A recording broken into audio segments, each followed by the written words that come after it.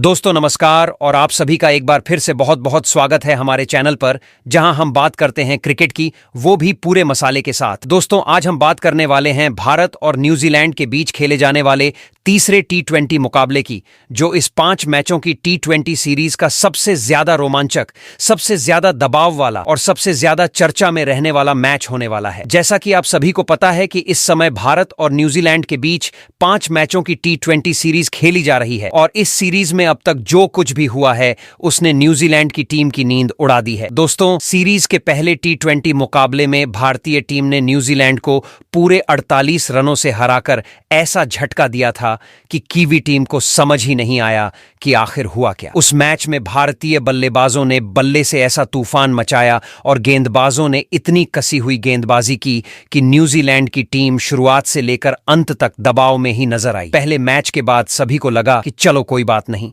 New Zealand एक मजबूत team है, दूसरे टी20 में जरूर वापसी करेगी। लेकिन दोस्तों दूसरे टी20 मुकाबले में भी कहानी कुछ खास बदली नहीं। न्यूजीलैंड की टीम ने कोशिश जरूर की, लेकिन भारतीय टीम ने एक बार फिर से बाजी मार ली और 3 विकेट से जीत हासिल करते हुए इस 5 मैचों की टी20 सीरीज में 2-0 की बढ़त बना ली। अब दोस्तों हालत यह है कि न्यूजीलैंड की टीम सीरीज में पूरी तरह से बैकफुट पर आ चुकी है और तीसरा टी20 मुकाबला उनके लिए करो या मरो जैसा बन चुका है। अगर न्यूजीलैंड आज का मुकाबला हार जाती है तो सीधा मतलब होगा कि भारत इस टी20 सीरीज पर कब्जा जमा लेगा और न्यूजीलैंड के हाथ सिर्फ पछतावा रह जाएगा। वहीं दूसरी तरफ टीम इंडिया के पास आज सुनहरा मौका है जीत की हैट्रिक लगाने का और न्यूजीलैंड को यह साफ संदेश देने का कि घरेलू मैदान पर टी20 में भारत को हराना इतना आसान नहीं है। दोस्तों आज का तीसरा टी20 मुकाबला दोनों टीमों के लिए बेहद अहम होने वाला है, क्योंकि जहां न्यूजीलैंड की टीम पिछले 2 मुकाबलों में मिली हार का बदला लेना चाहेगी, वहीं भारतीय टीम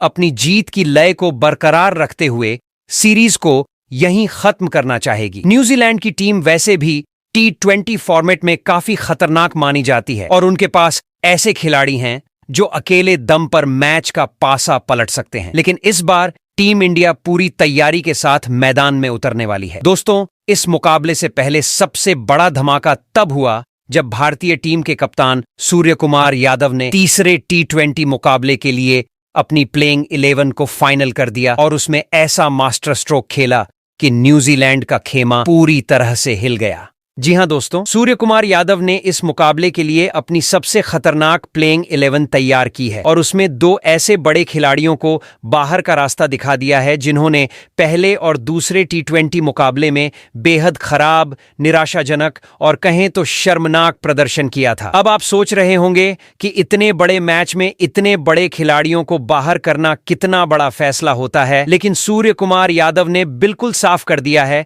कि टीम में वही खेलेगा जो प्रदर्शन करेगा, नाम से अब कोई नहीं चलेगा। इन 2 खिलाड़ियों की जगह पर कप्तान ने 2 ऐसे खिलाड़ियों को टीम में शामिल किया है जिन्हें टी20 फॉर्मेट का स्पेशलिस्ट माना जाता है और जिनकी वापसी से भारतीय टीम की ताकत कई गुना बढ़ गई है। इन खिलाड़ियों के आने के बाद टीम इंडिया की बल्लेबाजी और गेंदबाजी दोनों में जबरदस्त संतुलन देखने को मिल रहा है और यही वजह है कि न्यूजीलैंड की टीम इस फैसले के बाद पूरी तरह से टेंशन में आ चुकी है। दोस्तों अब भारतीय टीम की प्लेइंग 11 पहले से कहीं ज्यादा मजबूत, ज्यादा खतरनाक और ज्यादा संतुलित नजर आ रही है। बल्लेबाजी में गहराई है, मिडिल ऑर्डर में दम है, ऑलराउंडर्स मैच का रुख बदल सकते हैं और गेंदबाजी इतनी टाइट है कि सामने वाली टीम को सांस लेने का मौका भी नहीं मिलेगा। सूर्यकुमार यादव का यह फैसला साफ दिखाता है कि टीम इंडिया अब सिर्फ मैच जीतने नहीं बल्कि पूरी सीरीज पर राज करने के इरादे से मैदान में उतरने वाली है। हालांकि दोस्तों न्यूजीलैंड की टीम को कभी भी हल्के में नहीं लिया जा सकता, क्योंकि ये वही टीम है जिसने बड़े बड़े मौकों पर मजबूत टीमों को चौंकाया है। आज तीसरे टी20 मुकाबले में न्यूजीलैंड की टीम पूरी ताकत के साथ मैदान में उतरेगी और भारत को हराने की हर मुमकिन कोशिश करेगी, क्योंकि अगर आज हार मिली तो सीरीज लगभग उनके हाथ से निकल जाएगी। लेकिन दोस्तों जिस तरह की फॉर्म में भारतीय टीम इस समय नजर आ रही है और जिस तरह का आत्मविश्वास खिलाड़ियों के चेहरे पर दिख रहा है, उसे देखकर यही लगता है कि आज न्यूजीलैंड के लिए राह बिल्कुल आसान नहीं होने वाली। आज का मुकाबला हाई वोल्टेज होने वाला है, चौकों छक्कों की बरसात होगी, गेंदबाजों के बीच जबरदस्त टक्कर देखने को मिलेगी और फैंस को पूरा पैसा वसूल एंटरटेनमेंट मिलने वाला है। अब देखना यह दिलचस्प होगा कि क्या टीम इंडिया आज जीत की हैट्रिक लगाकर इस T20 सीरीज पर कब्जा जमा लेती है या फिर न्यूजीलैंड की टीम वापसी की कहानी लिखती है। तो दोस्तों, आज के इस वीडियो में हम आपको पूरी जानकारी देने वाले हैं भारत और न्यूजीलैंड के बीच खेले जाने वाले तीसरे T20 मुकाबले से जुड़ी हुई, क्योंकि ये मुकाबला न सिर्फ इस सीरीज का बल्कि दोनों टीमों के लिए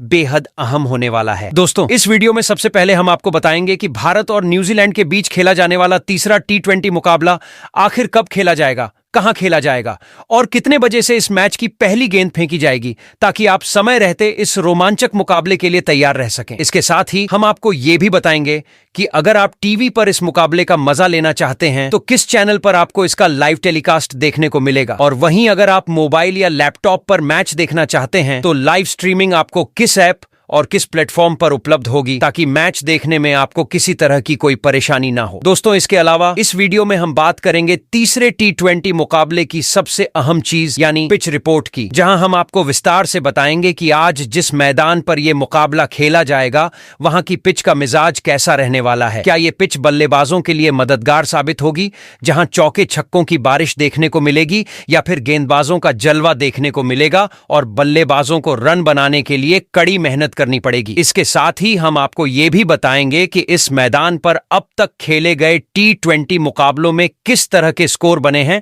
और दूसरी पारी में बल्लेबाजी करने वाली टीमों का रिकॉर्ड कैसा रहा है। दोस्तों, इसी के साथ हम इस वीडियो में भारत और न्यूजीलैंड के बीच अब तक खेले गए T20 मुकाबलों के आंकड़ों पर भी नजर डालेंगे, जहां आपको बताएंगे कि दोनों टीमों के बीच आज तक कितने T20 मुकाबले खेले गए हैं, उनमें से भारत ने कितने मुकाबले जीते हैं और न्यूजीलैंड ने कितनी बार बाजी मारी है, ताकि आंकड़ों की गणित से यह समझा जा सके कि तीसरे T20 मुकाबले में कौन सी टीम किस टीम पर भारी नजर आती है। दोस्तों, इसके अलावा इस वीडियो में सबसे बड़ा आकर्षण रहने वाला है भारतीय टीम की प्लेइंग 11, क्योंकि आज के तीसरे T20 मुकाबले के लिए टीम इंडिया के कप्तान सूर्य कुमार यादव ने अपना मास्टर स्ट्रोक खेलते हुए किन 11 खतरनाक खिलाड़ियों को मैदान में उतारने का फैसला किया है, वो भी हम आपको विस्तार से बताएंगे। बताया जाएगा कि कौन से खिलाड़ी टीम में शामिल किए गए हैं और किन खिलाड़ियों को बाहर बैठना पड़ सकता है, जिससे भारतीय टीम की ताकत और भी ज्यादा बढ़ गई है और न्यूजीलैंड की टीम के लिए चुनौती पहले से कहीं ज्यादा मुश्किल हो गई है। इसके साथ ही दोस्तों,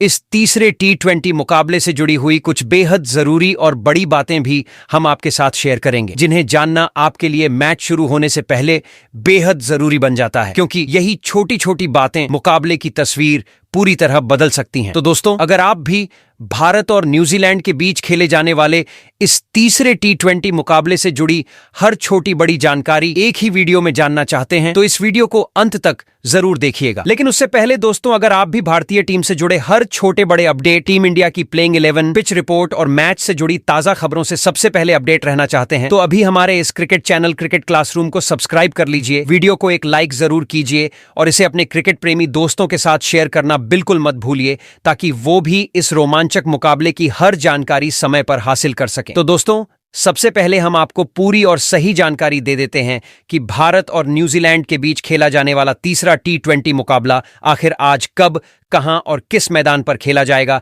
ताकि आपके मन में किसी भी तरह का कोई कंफ्यूजन ना रहे। दोस्तों, भारत और न्यूजीलैंड के बीच तीसरा T20 मुकाबला आज यानी 25 जनवरी दिन रविवार को खेला जाएगा और यह मुकाबला भारतीय समय के अनुसार शाम 7 बजे से शुरू होगा। इस रोमांचक मुकाबले की मेजबानी करने जा रहा है गुवाहाटी का बरसापारा क्रिकेट स्टेडियम, जहां इससे पहले भी कई रोमांचक T20 मुकाबले देखने को मिल चुके हैं और फैंस का सपोर्ट यहां हमेशा जबरदस्त रहता है। अब दोस्तों, बात करते हैं इस मुकाबले के लाइव टेलीकास्ट और लाइव स्ट्रीमिंग की, क्योंकि आज के समय में हर कोई चाहता है कि वो मैच एक भी गेंद मिस ना करे। अगर आप टीवी पर इस मुकाबले का लुत्फ उठाना चाहते हैं तो भारत और न्यूजीलैंड के बीच खेले जाने वाले इस तीसरे T20 मुकाबले का लाइव टेलीकास्ट आपको स्पोर्ट्स नेटवर्क चैनल पर देखने को मिलेगा, जहां हिंदी और अंग्रेजी दोनों भाषाओं में कमेंट्री का मजा लिया जा सकेगा। वहीं अगर आप मोबाइल, लैपटॉप या स्मार्ट टीवी पर मैच देखना चाहते हैं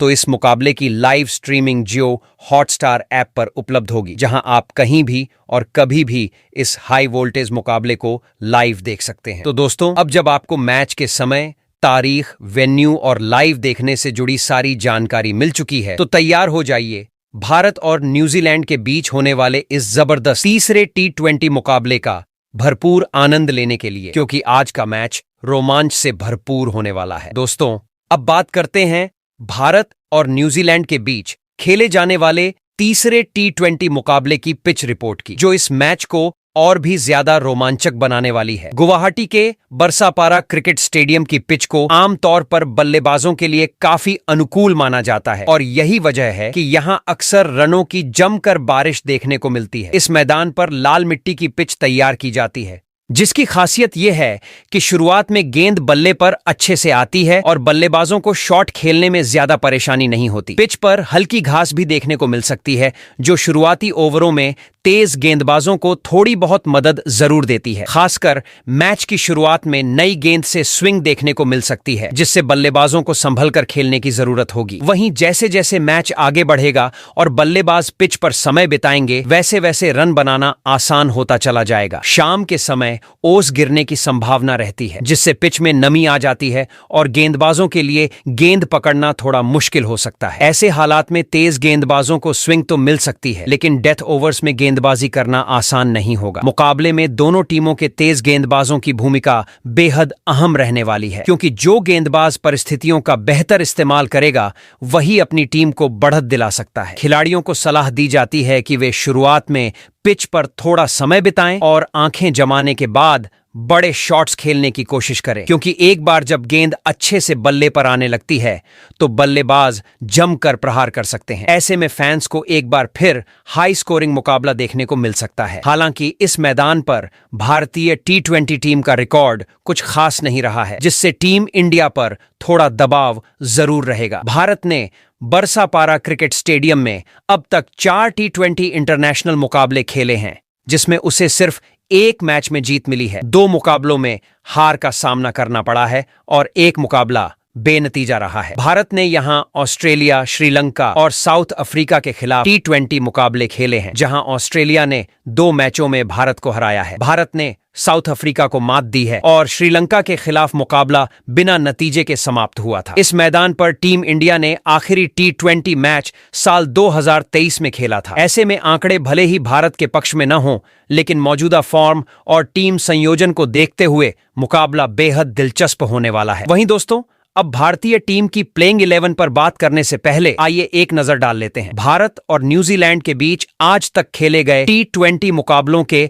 हेड टू हेड आंकड़ों पर, क्योंकि आंकड़े कई बार ऐसी कहानी बयां करते हैं जो मैदान पर होने वाले मुकाबले की तस्वीर पहले ही साफ कर देते हैं। दोस्तों, अगर भारत और न्यूजीलैंड के बीच अब तक खेले गए T20 इंटरनेशनल मुकाबलों की बात करें तो यहां साफ तौर पर टीम इंडिया का पलड़ा भारी नजर आता है। क्रिकेट के इस सबसे छोटे और रोमांचक फॉर्मेट में भारत और न्यूजीलैंड की टीमें अब तक कुल 27 बार आमने सामने आ चुकी हैं, जिसमें भारतीय टीम ने शानदार प्रदर्शन करते हुए 16 मुकाबलों में जीत दर्ज की है, जबकि न्यूजीलैंड की टीम को 10 मैचों में ही सफलता मिल पाई है। इसके अलावा दोनों टीमों के बीच खेला गया एक मुकाबला टाई भी रहा है, जो इस प्रतिद्वंद्विता को और भी रोमांचक बनाता है। इन आंकड़ों से साफ पता चलता है कि T20 फॉर्मेट में भारतीय टीम का रिकॉर्ड न्यूजीलैंड के खिलाफ काफी मजबूत रहा है। चाहे भारत ने घरेलू मैदान पर मुकाबले खेले हों या विदेशी सरजमीन पर, टीम इंडिया ने ज्यादातर मौकों पर न्यूजीलैंड को कड़ी टक्कर दी है और कई बार उसे चारों खाने चित्त भी किया है। वहीं न्यूजीलैंड की टीम भी जब भारत के सामने उतरी है, उसने पूरी ताकत झोंकने की कोशिश की है और कुछ मुकाबलों में शानदार जीत भी दर्ज की है। लेकिन कुल मिलाकर आंकड़ों की गणित भारत के पक्ष में जाती हुई नजर आती है। यही वजह है कि जब भी भारत और न्यूजीलैंड के बीच T20 मुकाबला खेला जाता है तो फैंस को हाई वोल्टेज क्रिकेट देखने को मिलता है। अब जब तीसरे T20 मुकाबले की बारी है और सीरीज के शुरुआती 2 मैच भारत अपने नाम कर चुका है, तो head to head record New Zealand पर मानसिक दबाव जरूर बना सकता है, जबकि टीम इंडिया इसी रिकॉर्ड को आगे बढ़ाने के इरादे से मैदान में उतरने वाली है। ऐसे में देखना दिलचस्प होगा कि क्या भारत अपने शानदार रिकॉर्ड को और मजबूत करता है या फिर न्यूजीलैंड इस बार इतिहास बदलने में कामयाब हो पाता है। तो दोस्तों, अब बात कर लेते हैं भारत और न्यूजीलैंड के बीच आज खेले जाने वाले तीसरे T20 मुकाबले की भारतीय टीम की प्लेइंग 11 की। कप्तान सूर्यकुमार यादव ने इस अहम मुकाबले में न्यूजीलैंड की टीम को बिल्कुल भी हल्के में नहीं लिया है और अपनी प्लेइंग 11 में कई बड़े और जरूरी बदलाव किए हैं। सूर्यकुमार यादव आज तीसरे T20 मुकाबले में अपनी सबसे मजबूत और संतुलित प्लेइंग 11 के साथ मैदान पर उतरने वाले हैं, ताकि न्यूजीलैंड की टीम को एक बार फिर धूल चटाई जा सके। तो टीम इंडिया की प्लेइंग 11 में सबसे पहले नाम आता है संजू सैमसन का, जो इस तीसरे टी20 मुकाबले में भारत की तरफ से बल्लेबाजी करने मैदान पर दिखेंगे। हालांकि इस न्यूजीलैंड सीरीज में संजू सैमसन का प्रदर्शन अभी तक टीम की अपेक्षाओं के अनुरूप नहीं रहा है और वह अपने फॉर्म को लेकर थोड़ी चुनौती का सामना कर रहे हैं। सीरीज के पहले मुकाबले में उन्होंने पावर प्ले में बल्लेबाजी की और महज 10 रन ही बना पाए, जिससे उनकी पारी जल्दी समाप्त हो गई और टीम को शुरुआती झटका लगा। इसके बाद दूसरे टी20 मुकाबले में भी संजू सैमसन ने कई मौकों पर अपनी बल्लेबाजी सुधारने की कोशिश की, लेकिन वह उतना बड़ा स्कोर बनाने में सफल नहीं रहे और जल्दी आउट हो गए, जिससे टीम को मजबूत शुरुआत पाने का मौका मुश्किल हो गया। संजू सैमसन को बल्लेबाजी के लिए शानदार तकनीक और तेज स्ट्राइक रेट के लिए जाना जाता है, लेकिन इस सीरीज में वह अपने खेल का अपेक्षित प्रभाव नहीं दिखा पाए हैं। विशेषज्ञों की राय है कि सैमसन को पावर प्ले में अधिक सावधानी से खेलना चाहिए और अपनी स्ट्राइक को नियंत्रित रखना चाहिए ताकि वह बड़े स्कोर की ओर बढ़ सकें। हालांकि उनके पास टी20 फॉर्मेट में काफी अनुभव है और उन्होंने अपने करियर में कई यादगार पारियां खेली हैं, लेकिन इस सीरीज में उन्हें निरंतरता बनाए रखने की चुनौती का सामना करना पड़ा है। अब जब तीसरा टी20 मुकाबला खेला जाना है तो सभी की नजरें संजू सैमसन पर होंगी कि क्या वह इस बार अपनी टीम के लिए बड़ा योगदान कर पाते हैं और टीम इंडिया की जीत के रास्ते को मजबूत कर पाते हैं। अगर वह इस मौके का पूरा फायदा उठाते हैं तो निश्चित रूप से टीम को मजबूत स्थिति में पहुंचा सकते हैं। वहीं टीम इंडिया की प्लेइंग 11 में दूसरे बल्लेबाज के रूप में अभिषेक शर्मा इस तीसरे टी20 मुकाबले में मैदान पर दिखेंगे और उन्होंने इस सीरीज में पहले मैच में अपने खेल से सबको चौंका दिया है। नागपुर में खेले गए पहले टी20 मुकाबले में अभिषेक शर्मा ने न्यूजीलैंड की तरफ से गेंदबाजी को जमकर चुनौती देते हुए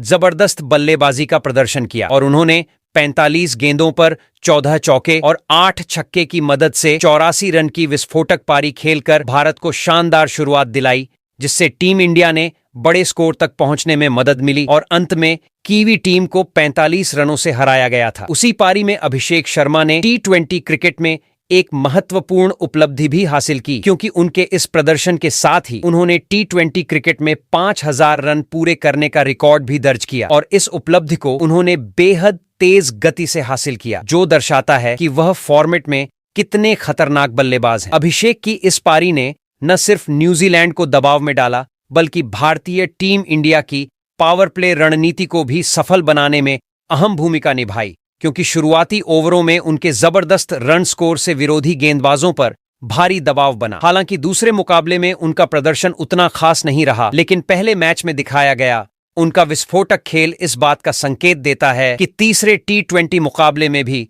वह अपनी बल्लेबाजी से टीम के लिए बड़ा स्कोर खड़ा करने के लिए तैयार हैं। अब सभी की निगाहें अभिषेक शर्मा पर होंगी कि क्या वह इस सीरीज के सबसे अहम मुकाबले में भी अपने विस्फोटक बल्लेबाजी कौशल का इस्तेमाल करते हुए टीम इंडिया को मजबूत स्थिति में पहुंचा पाएंगे और फिर से न्यूजीलैंड की गेंदबाजी को चुनौती दे पाएंगे, जिससे टीम इंडिया को जीत की ओर ले जाया जा सके। वहीं तीसरे नंबर पर टीम इंडिया की प्लेइंग 11 में मैदान पर उतरेंगे ईशान किशन, जो इस तीसरे टी20 मुकाबले में मिडिल ऑर्डर में बल्लेबाजी करने वाले हैं और इस न्यूजीलैंड सीरीज में उन्होंने अपने खेल से सभी का ध्यान खींचा है। पहले मुकाबले में ईशान किशन को शुरुआती अवसर मिला, लेकिन वह ज्यादा समय तक टिक नहीं पाए और केवल 8 रन बनाकर आउट हो गए, जिससे टीम को शुरुआती झटका लगा। लेकिन दूसरे टी20 मुकाबले में उन्होंने अपने आलोचकों को जवाब देते हुए शानदार प्रदर्शन किया और 32 गेंदों में 6 चौके और 4 छक्के की मदद से 76 रन की विस्फोटक पारी खेलकर टीम इंडिया को जबरदस्त बढ़त दिलाई, जिससे भारत ने लक्ष्य का पीछा करते हुए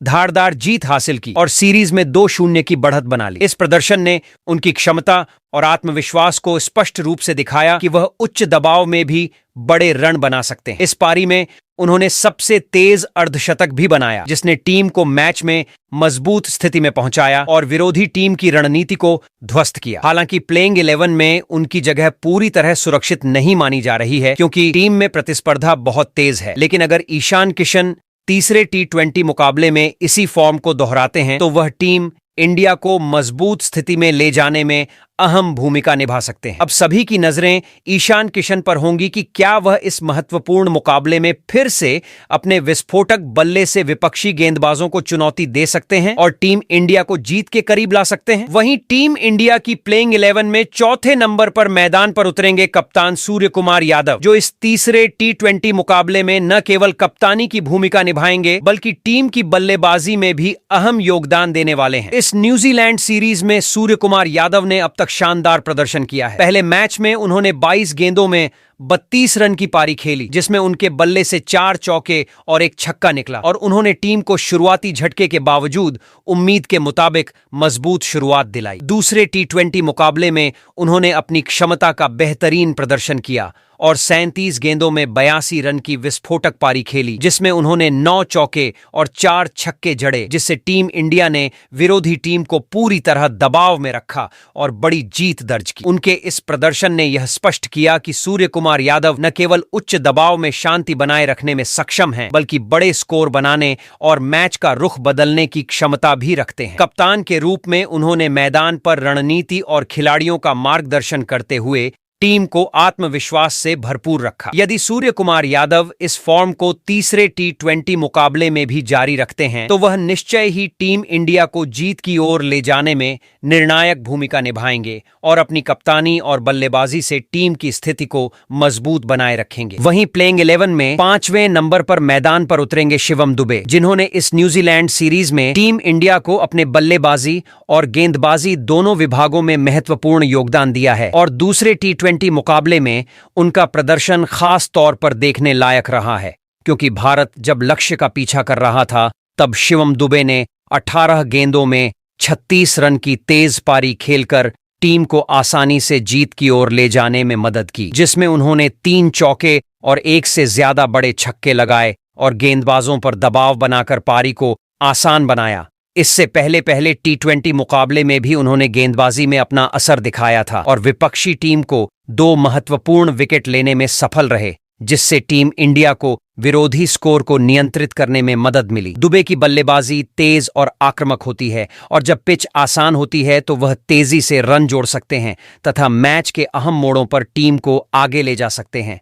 जिससे विरोधी गेंदबाजों पर दबाव बना रहता है। इसके अलावा उन्होंने अपने खेल में संतुलन भी दिखाया है, जहां उन्होंने जरूरत अनुसार रन बनाए और दबाव के समय शांत रहकर पारी को आगे बढ़ाया। तीसरे T20 मुकाबले में अगर शिवम दुबे इसी प्रकार मजबूत खेल दिखाते हैं तो वह टीम इंडिया के लिए न केवल रन जोड़ने बल्कि गेंदबाजी या फील्डिंग में भी निर्णायक भूमिका निभा सकते हैं और टीम को जीत की ओर ले जाने में अहम योगदान दे सकते हैं, जिससे टीम इंडिया की स्थिति और मजबूत बन सके। वहीं प्लेइंग 11 में 6ठे नंबर पर मैदान पर उतरेंगे हार्दिक पांड्या, जो इस तीसरे T20 मुकाबले में टीम इंडिया के लिए ऑलराउंडर की भूमिका निभाते हुए बल्लेबाजी और गेंदबाजी दोनों में अहम योगदान देंगे। पहले T20 मुकाबले में हार्दिक पांड्या ने तेज और आक्रामक बल्लेबाजी करते हुए केवल 16 गेंदों में 25 रन की पारी खेली, जिसमें उन्होंने अपनी क्षमता का अच्छा प्रदर्शन दिखाया और टीम को मजबूत शुरुआत देने में मदद की। इसके साथ ही उन्होंने अपनी गेंदबाजी में भी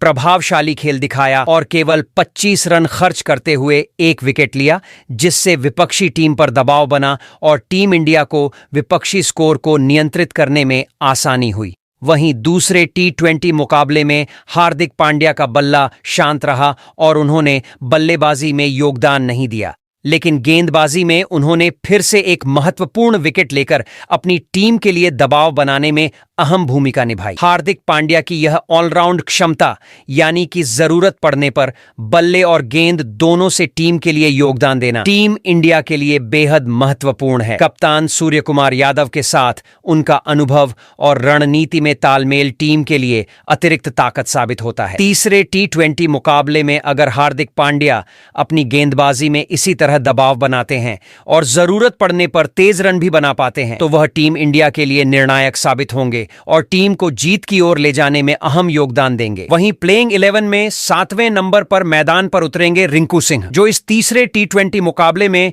टीम इंडिया के लिए अहम भूमिका निभाने वाले हैं। पहले T20 मुकाबले में रिंकू सिंह ने केवल 25 गेंदों में नाबाद 44 रन की पारी खेली, जिसमें उनके बल्ले से 4 चौके और 3 छक्के निकले और उन्होंने अपनी आक्रामक बल्लेबाजी से टीम इंडिया को अंतिम ओवरों में मजबूत स्थिति दिलाई। उनकी इस पारी ने टीम को जल्दी दबाव से बाहर निकालने में मदद की और भारत को जीत की ओर मजबूती से बढ़ाया। दूसरे टी20 मुकाबले में रिंकू सिंह की बल्लेबाजी नहीं आई थी। रिंकू सिंह की यह क्षमता खासकर फिनिशर के रूप में टीम के लिए बेहद महत्वपूर्ण है, क्योंकि अंतिम ओवरों में उनकी तेज और आक्रामक बल्लेबाजी विपक्षी गेंदबाजों पर दबाव डालती है और टीम को आवश्यक रन बनाने में मदद करती है। तीसरे टी20 मुकाबले में यदि रिंकू सिंह अपने खेल और रणनीति का सही इस्तेमाल करते हैं तो वह टीम इंडिया को बड़े स्कोर की ओर ले जाने में निर्णायक भूमिका निभा सकते हैं और विपक्षी टीम को अंतिम ओवरों में चुनौतीपूर्ण स्थिति में डाल सकते हैं। उनकी बल्लेबाजी, संयम और आक्रामकता के संयोजन से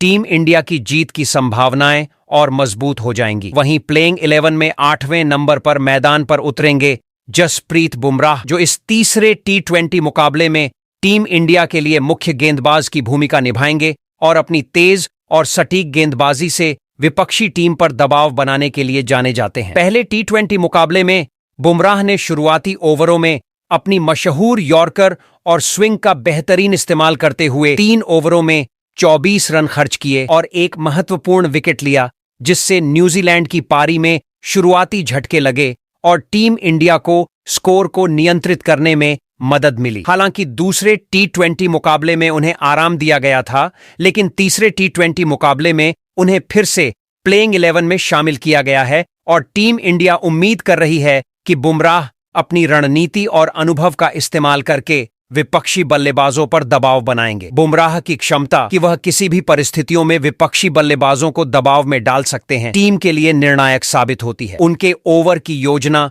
और धीमी गति, यॉर्कर और स्विंग का मिश्रण विपक्षी बल्लेबाजों के लिए हमेशा चुनौतीपूर्ण रहता है। तीसरे टी20 मुकाबले में बुमराह का लक्ष्य होगा विपक्षी टीम के मध्य और अंतिम क्रम को जल्द से जल्द आउट करना और टीम इंडिया को जीत की दिशा में मजबूती से आगे बढ़ाना। उनकी अनुभवपूर्ण रणनीति और गेंदबाजी की निपुणता टीम इंडिया को किसी भी स्थिति में संभालने और विपक्षी टीम पर दबाव बनाने में महत्वपूर्ण भूमिका निभाएगी। यदि वह इसी फॉर्म में खेलते हैं तो टीम इंडिया तीसरे टी20 मुकाबले में अपनी जीत की संभावना और मजबूत कर सकती है। वहीं प्लेइंग 11 में 9वें नंबर पर मैदान पर उतरेंगे तेज गेंदबाज अर्शदीप सिंह, जो इस तीसरे टी20 मुकाबले में टीम इंडिया के लिए अपनी घातक गति और सटीक यॉर्कर से विपक्षी बल्लेबाजों पर दबाव बनाने वाले हैं। पहले टी20 मुकाबले में अर्शदीप ने अपनी तेज और झकझोर देने वाली गेंदबाजी से टीम इंडिया को शुरुआती सफलता दिलाई और 2 ओवरों में केवल 10 रन खर्च करते हुए एक महत्वपूर्ण विकेट लिया, जिससे टीम इंडिया को विपक्षी स्कोर को नियंत्रित करने में मदद मिली। हालांकि दूसरे टी20 मुकाबले में अर्शदीप सिंह महंगे साबित हुए और इस बार उन्हें कोई सफलता नहीं मिली। उन्होंने अपने ओवरों में अधिक रन खर्च किए और विपक्षी टीम को आसानी से स्कोर बनाने का मौका मिल गया,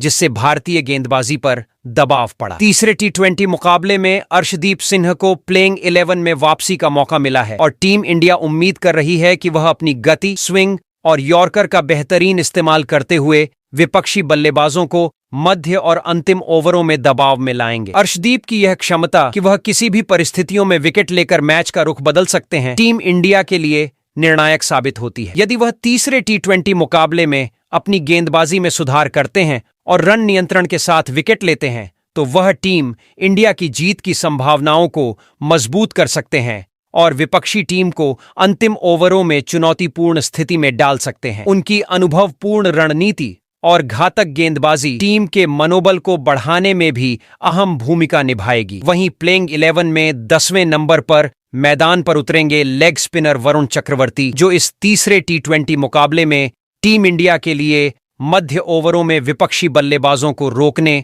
और विकेट लेने में अहम भूमिका निभाने वाले हैं। पहले टी20 मुकाबले में वरुण ने अपनी लेग स्पिन और फ्लाइट का बेहतरीन उपयोग करते हुए 37 रन खर्च किए और 2 महत्वपूर्ण विकेट लिए, जिससे न्यूजीलैंड की पारी पर दबाव बना और टीम इंडिया को स्कोर को नियंत्रित करने में मदद मिली। दूसरे टी20 मुकाबले में उन्होंने अपनी सटीक गेंदबाजी जारी रखते हुए 35 रन खर्च किए और 1 विकेट लिया, जिससे विपक्षी टीम को बड़े स्कोर तक पहुंचने से रोका जा सका। वरुण चक्रवर्ती की यह क्षमता कि वह विरोधी बल्लेबाजों को उनके कमजोर शॉट्स पर फंसाकर विकेट ले सकते हैं, टीम इंडिया के लिए निर्णायक साबित होती है और उनके विविध शॉट्स और स्पिन के मिश्रण से विपक्षी बल्लेबाजों की योजना प्रभावित होती है। तीसरे टी20 मुकाबले में टीम इंडिया को उम्मीद है कि वरुण अपनी सटीक गेंदबाजी और अनुभव का उपयोग करते हुए मध्य ओवरों में विपक्षी टीम को धीमा करेंगे और रन रोकने के साथ साथ महत्वपूर्ण विकेट भी लेंगे। उनके स्पिन और फ्लाइट के मिश्रण से टीम इंडिया को मैच पर नियंत्रण बनाए रखने में मदद मिलेगी। अगर वरुण तीसरे टी20 मुकाबले में इसी फॉर्म में खेलते हैं तो वह टीम इंडिया की जीत की संभावनाओं को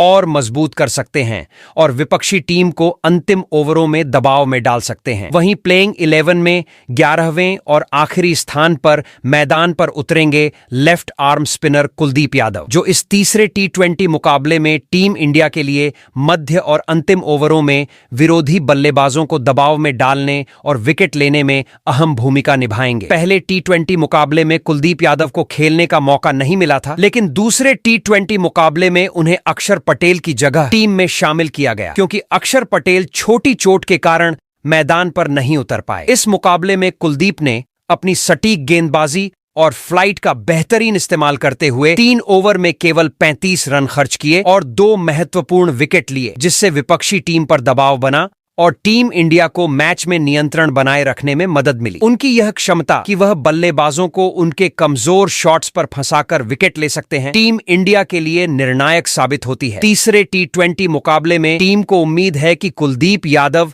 अपनी सटीक और विविधताओं से भरी गेंदबाजी का उपयोग करके मध्य और अंतिम ओवरों में विपक्षी टीम को धीमा करेंगे और रन रोकने के साथ साथ अहम विकेट भी लेंगे। उनका अनुभव और रणनीति टीम इंडिया को किसी भी परिस्थितियों में मैच पर पकड़ बनाए रखने में मदद करेगी। यदि कुलदीप तीसरे टी20 मुकाबले में इसी फॉर्म में खेलते हैं तो वह टीम इंडिया की जीत की संभावनाओं को और मजबूत कर सकते हैं और मैच के निर्णायक क्षणों में टीम के लिए निर्णायक भूमिका निभा सकते हैं। तो दोस्तों, तीसरे टी20 मुकाबले में टीम इंडिया की यह प्लेइंग 11 कैसी दिखाई देती है, आप कमेंट करके बताइए। क्या इस प्लेइंग 11 के साथ भारत न्यूजीलैंड को हरा सकता है या नहीं? साथ ही बताइए किस खिलाड़ी को मौका मिलना चाहिए था।